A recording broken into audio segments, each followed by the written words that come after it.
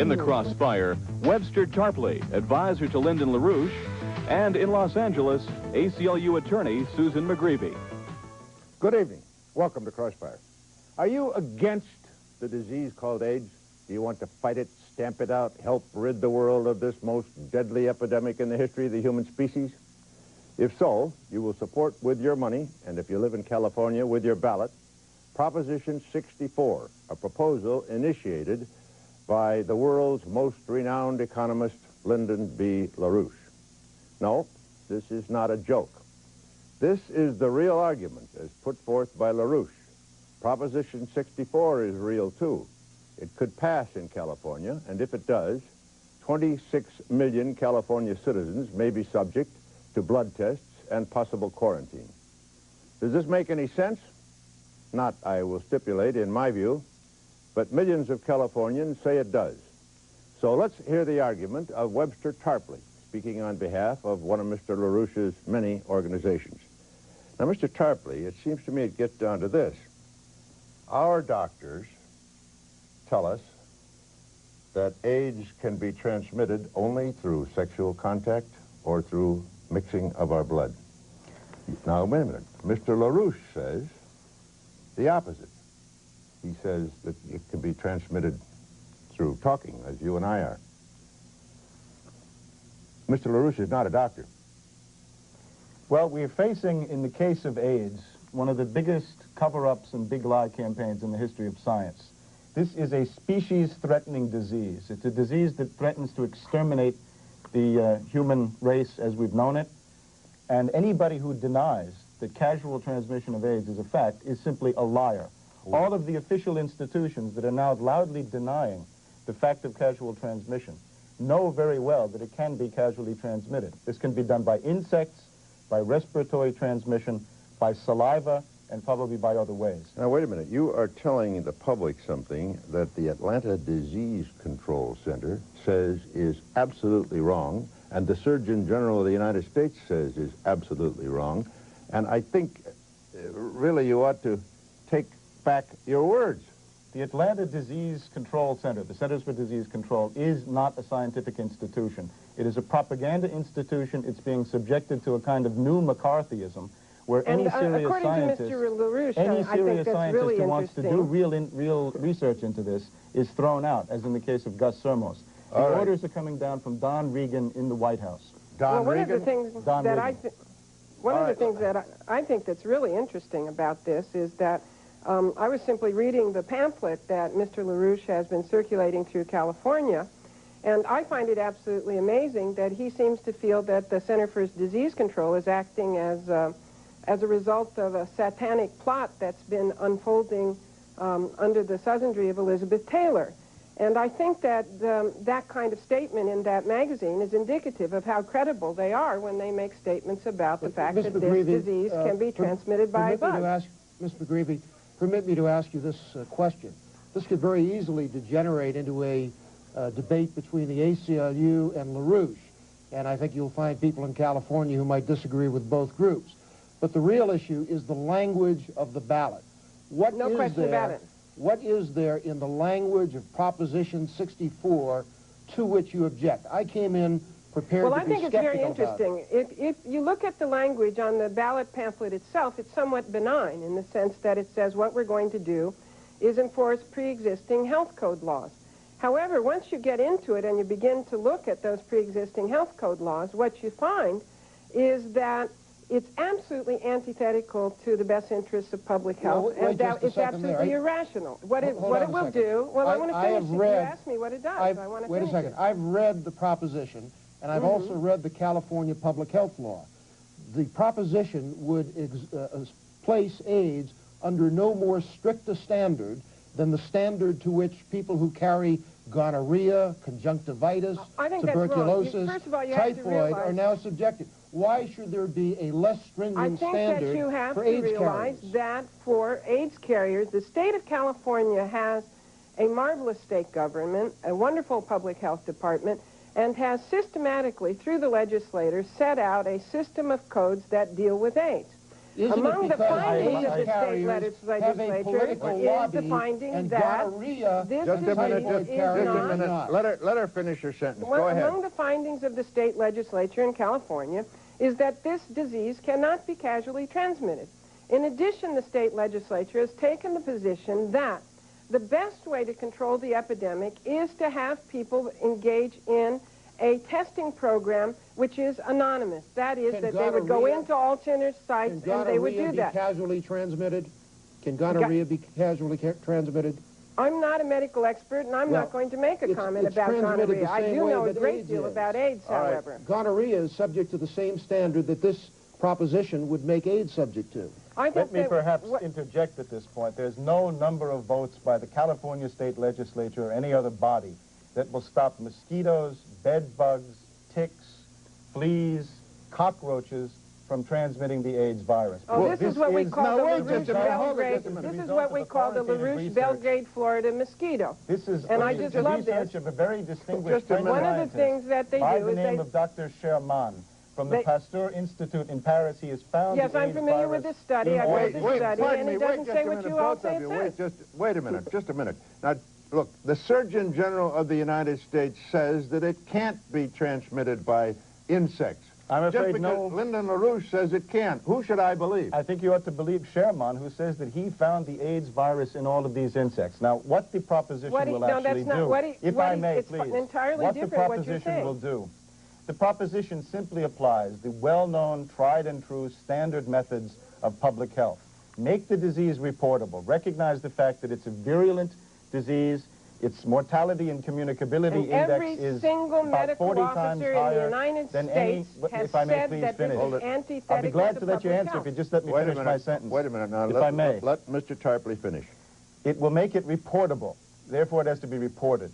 And then the authorities are told that according to their discretion, they can impose screening and quarantining. Now, one form of quarantining that it would mandate is that if you have AIDS, you should not be in a school, neither as a teacher, nor as a pupil, nor as an administrator, nor janitor, or any other thing.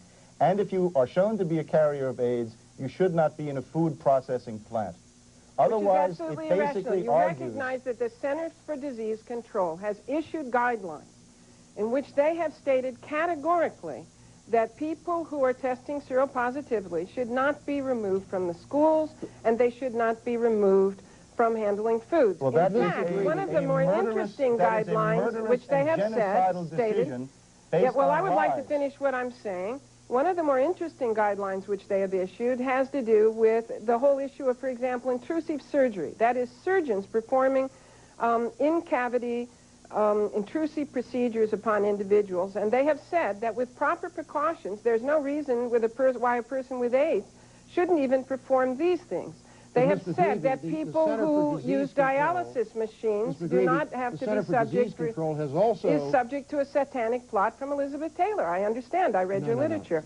No, has also been guilty of permitting AIDS carriers to give blood into the general blood supply. Doesn't that call their judgment into some question?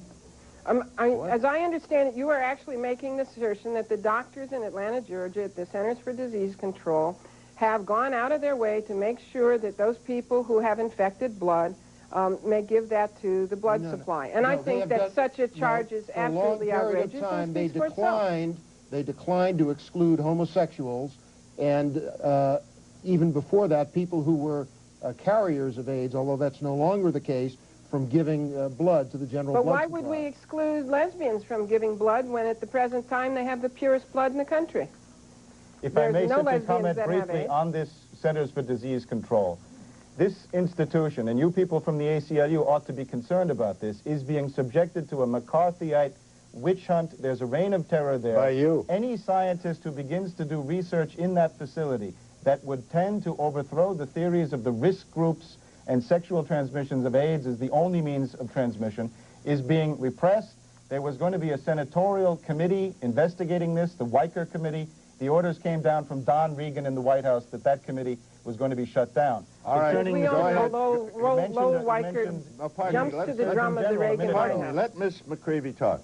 Go ahead. I mean, I question that Ronald Reagan can order Lowell Weicker not to investigate CDC, but one of the things I think this country really has to be grateful for is that in the midst of this kind of self-serving hysteria by a group of people who are using this tragic situation for their own political gains, and by the way, I think it's quite clear that these people know that what they're saying is false. I have debated them around the state of California repeatedly. I want you to know that Brian Lance, their local California person, has taken the position that all you can say about insect transmission is that you can't say absolutely that it might not happen, but scientifically you can't say that about anything.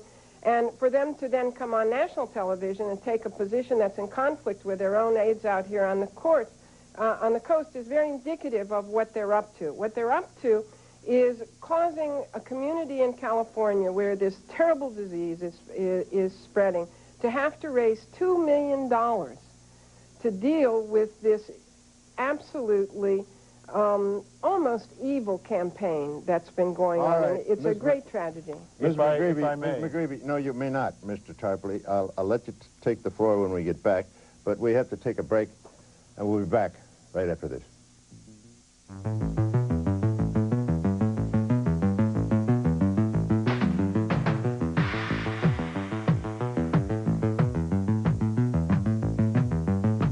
Crossfire is brought to you by UPS. We run the tightest ship in the shipping business. Welcome back to Crossfire. Our subject is Proposition 26 in California, which 64. would lead, 64 in California, which would lead to the possible quarantining of all people who carry the AIDS virus. Our guests are Susan McGreivy, attorney for the ACLU of Southern California, and Mr. Webster Tarpley, an advisor to Lyndon LaRouche. Mr. Tarpley has been telling us that our scientists, our Surgeon General, our Atlanta Center for Disease Control, is spreading lies. Mr. Tarpley, I think you said that Don Regan in the White House, the former Secretary of the Treasury, was the biggest liar of all. The ultimate issue here, when you cut through all the ideology and the explain to me about Don Regan. Don Regan is the man who says that we're not going to spend the money for an effective crash program to find a cure. He's saying that the Graham-Rudman austerity budget guidelines are more important than saving people's lives. He's covering up. He's cracking down on the CDC, on the Weicker Committee. He's ultimately saying that the value of the dollar and the Dow Jones Industrial Average are more important than people's lives. I think that one of the things that LaRouche, isn't the cure abstinence? We have to understand why a group like LaRouche, I think, can be successful in raising an issue like this at this time. And to the extent that the LaRouche people have stated that the federal government is not doing what it should be doing in terms of AIDS, they're correct. And I think we have to look at the report out of the National Academy of Sciences that came out today and realize that that's true. However, what they are proposing is not the answer. It is not the answer to quarantine people. And besides, where are you going to put them? 1.5 million people by their statistics and by CDC statistics? You're going to put them in Hawaii? To be spent. Now, the argument of Coop is that testing and quarantining is cost prohibitive. Cost prohibitive boils down to Don Regan's dictate that the United States government is going to do nothing. The argument of Coop is not that it's cost prohibitive. The argument of Coop is that it is totally unnecessary and doesn't do anything. Cost prohibitive. And the cost prohibitive I mean, the American College of Physicians has taken the position that quarantine is antithetical to the best interest of public health, even in those most egregious situations. What about drunk driving? Are you against drunk driving? Wouldn't you do something to take drunk drivers out of the public terrain if they were threatening the lives of the innocent? Doesn't it make sense to do the same with people who are carrying AIDS? And should we take people who have cancer out of the mainstream of the public? But they're not a threat. They're not a threat. But neither are people who carry AIDS. I would like to ask I question whether the ACLU is an impartial observer.